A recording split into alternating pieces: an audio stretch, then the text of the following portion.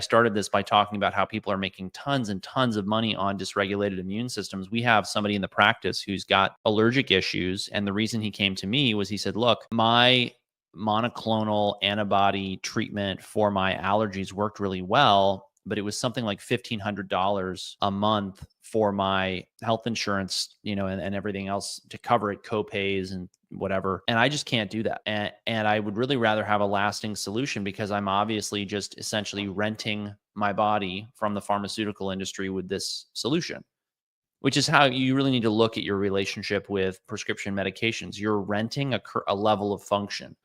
To be clear, there's nothing wrong with that. Like, we have someone coming to see us who's active duty military, and he needs a higher level of performance right now than he's currently getting. And it's very likely that we'll use things like prescription hormones in order to help him do that, because it's far more important that he be operationally effective than that he have, a pristine, perfect, totally non-dependent on medications life. In the real world, that's just part of what we have to navigate and help patients navigate in a way that's authentic to them and really honors their goals and their needs in life.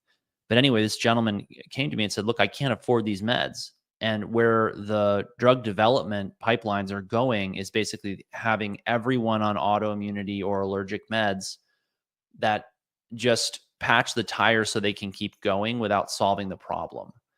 Or everyone on a GLP-1 agonist, they're talking about, right, 50 to 70% of kids in the next 10 years will be on one. It's insane.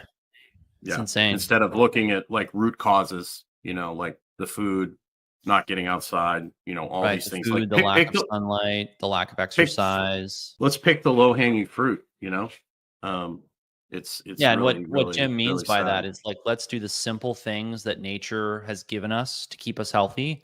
Let's do those things first before we start chasing after $1,000 a month prescriptions, right? Because the reality is, if you're going to spend $1,000, $1,500, $2,000 a month on something, you want that to be taking you to a better place, a place where you can scale that cost back and really get back to your life in general. Well, and if you do all the basics, you might only need to microdose something, right? You might not need to take the full dose. You might just need a little bit of help to help keep you on the path, right? Instead of having to constantly increasing your dose, right?